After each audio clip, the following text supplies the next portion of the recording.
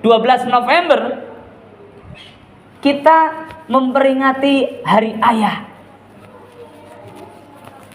Dan ini seakan mengantarkan kita pada sebuah pemikiran yang kita berharap dengan pemikiran singkat kita, perenungan di hari Jumat mulia ini, kita mempunyai insight baru, semangat baru untuk menghasilkan generasi berkontribusi untuk anak, cucu, atau mungkin kanan kiri kita, tetangga kita, pada anak-anak, remaja, pemuda yang ada di sekitar kita.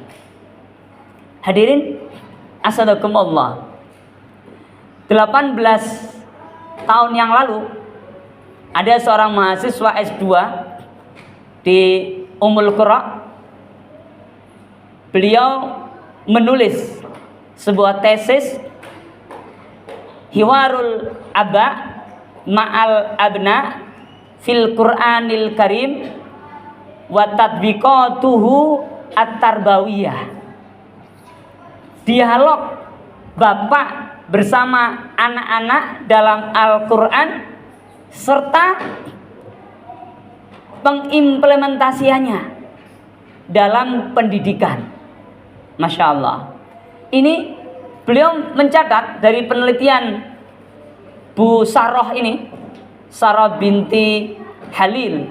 Beliau mengumpulkan ternyata di dalam Al-Quranul Karim dialog antara orang tua dan anak itu ada di 17 tempat, 17 dialog. Masya Allah, tersebar di 9 surat. Nanti bisa dicek. Sekarang Masya Allah kemajuan teknologi begitu luar biasa. Kita bisa download PDF-nya dalam bahasa Arab yang langsung dari Saudi. Ini tulisan 18 tahun yang lalu. Hadirin, kata beliau menyebutkan bahwa dari 17 dialog ini yang luar biasanya, 14 buah dialog adalah dialog yang terjadi antara ayah dan anaknya. Jadi jumlahnya ada 14. Nah, yang 2 dialog berarti 14 tambah 2 16 nih. Yang 2 dialog terjadi antara ibu dan anaknya. Jadi ibu itu cuma 2 dialog di surat Maryam dan di surat Qasas. Bagaimana Maryam dialog dengan janinnya, dan di surat Al-Qasas bagaimana ibunda Musa dialog dengan kakaknya Musa yang perempuan. Dan 1, karena 14 tambah 2 16 tambah 1 17. 1 bicara dialog antara kedua orang tua, tidak disebutkan siapa namanya, 2 orang tua, ibu dan bapak bersama anaknya. Hadirin, pelajarannya sungguh sangat luar biasa, bahwa Al-Quran menggambarkan sosok seorang ayah itu harus lebih banyak ngobrol dengan anaknya daripada ibundanya. Maka sekarang kalau kita para suami, para laki-laki hanya bekerja, pendidikan diserahkan semua kepada sekolah, nanti nyampe rumah emaknya, istri kita yang nanganin, yang ngasih tahu ini dan itu. Giliran anak deketin kita sudah bawanya emosi karena capek bekerja. Maka sebenarnya kita menyalahi ajaran Al-Quranul Karim. Sosok seorang ayah memang harus banyak dialog bersama anak-anaknya, lebih banyak. Perbandingannya tadi 14 tempat dibanding 2 tempat antara ayah dan ibu. Ayah 14 dialog disebutkan dalam Al-Quran, ibu hanya 2 dialog disebutkan dalam Al-Quran. Bagaimana Luqmanul Hakim ngobrol sama anak-anaknya, bagaimana Ibrahim ngobrol sama ayahnya, bagaimana Nabi Nuh ngobrol sama anaknya, bagaimana Nabi Yakub ngobrol sama anaknya Nabi Yusuf. Masya Allah.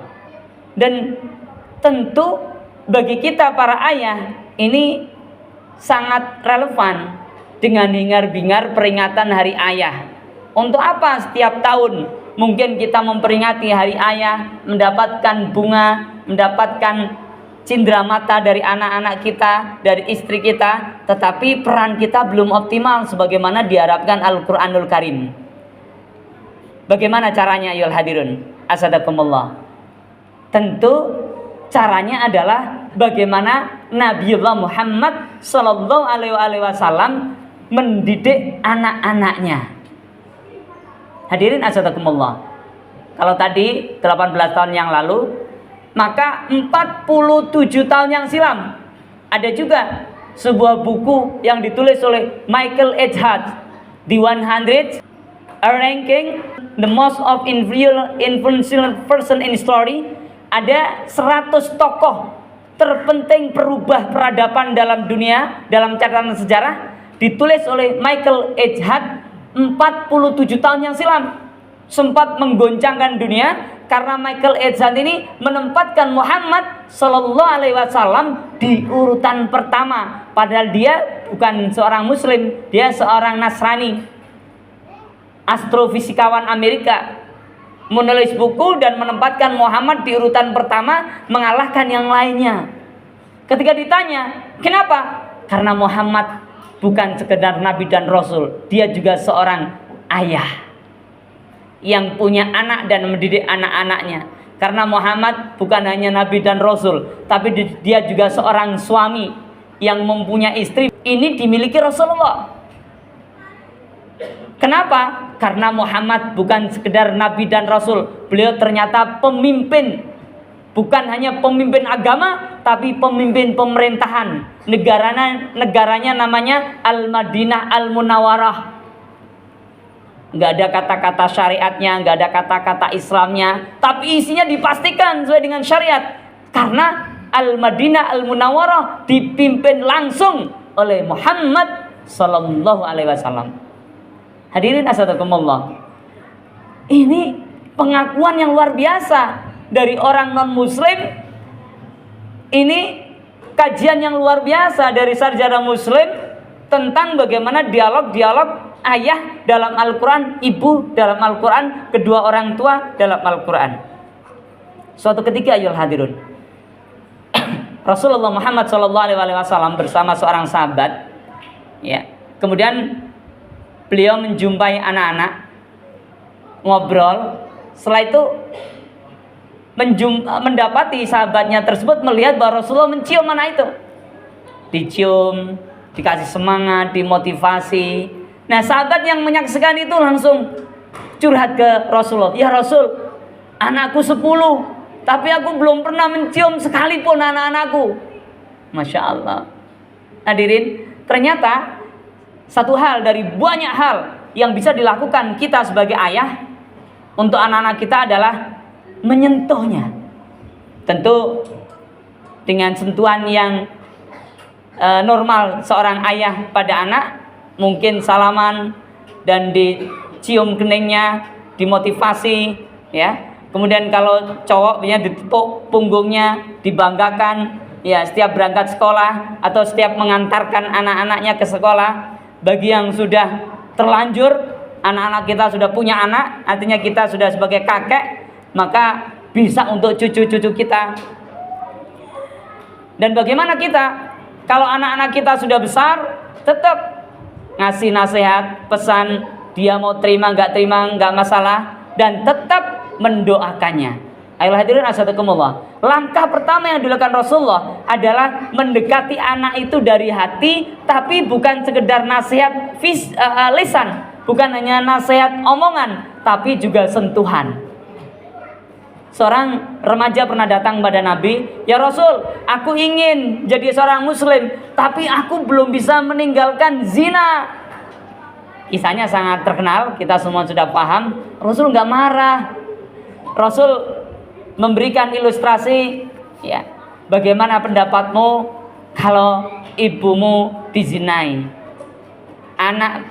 adik perempuanmu dizinai, saudara perempuanmu dizinai, atau kalau punya anak perempuanmu dizinai. Dia nggak setuju. Beliau sentuh dadanya, dipegang kemudian didoakan, ya Allah selamatkan dia, jaga kemaluannya, ya. Dan itu yang terjadi. Luar biasa bagaimana seorang nabi, rasul, pemimpin, tapi selama hidupnya dengan anak-anak begitu dekat. Gak ada jaim-jaiman. Tidak ada karena orang tua yang ngasih nafkah, ayah harus disegani, harus ditakutin. Tidak. Masya Allah. Bahkan Rasul dan dalam banyak kisah sering bermain sama anak-anak, ngobrol santai dengan anak-anak. Ketika beliau sholat, cucunya naik ke punggungnya, beliau tidak marah. Masya Allah. Hadirin, sentuhan ini penting. Bukan hanya sentuhan fisik. Sentuhan fisik dengan mencium, dengan salaman, dengan merangkulnya, ya. Dan sentuhan hati dengan mendoakannya. Kapan mendoakannya? Bukan sekedar habis sholat, ayolah hadirun. Setiap kita lihat dia, yang masih punya anak, remaja, atau masih TK, SD, SMP, SMA, atau yang di pesantren, ketika kita melihat dia, hati kita terus berdoa. Ya Allah, jadikan dia anak soleh, soleha. Akhirkan husnul khotimah, bahagiakan hidupnya. Meskipun mulut kita terkatup, mulut kita diam, tapi hati kita jangan pernah berhenti berdoa. Amanah yang luar biasa yang harus kita jaga. Maka doakan dalam hati meskipun mulut tertutup. Kalau doa yang resmi, yang formal, yang pakai lafaz bisa setelah sholat, ayolah hadirun. Sehabis sholat, kalau orang-orang terdahulu dengan dikirimin Fatihah, kita sebut nama anak kita satu persatu setiap habis sholat. Dan yang non formal, ketika kita melihat dia, bangun tidur kita lihat dia, detakkan dalam hati kita, ya Allah jadikan dia anak soleh, anak soleha. Kalau dia di tempat rantau, di pesantren, jauh dari rumah, ketika kita ingat dia, detakkan hati kita, minta pada Allah. Jangan sepelekan gerakan hati kita, ayolah hadirun asyadakumullah. Allah sampaikan, wala taqu ma laisa laka bi'ilm inna sam'a wal basara wal fuada kullu ulaika kana anhu mas'ula. Jelas sekali. Jangan kamu ngikuti sesuatu yang kamu gak punya ilmu. Kenapa? Inna sam'a karena pendengaran, wal basara karena penglihatan, wal fuada dan karena gerakan hati. Kullu ulaika kana anhu mas'ula, semuanya akan dimintai pertanggungjawaban oleh Allah. Artinya gerakan hati kita ini kalau positif jadi pahala, ya hadirun. Kalau negatif jadi dosa. Sehingga kalau hati kita doa untuk anak-anak kita, meskipun mulut kita diam, dalam perjalanan kerja kita ingat anak-anak kita yang sudah baik ataupun mungkin masih perlu diperjuangkan kebaikannya, didikannya, jangan pernah menyerah. Jadikan itu doa, wasilah. Dan bisa jadi ayolah hadirun, mata kita mengembang, tak terasa nangis. Kenapa? Karena begitu dekat hati kita itu dengan Allah, tanpa berkata-kata.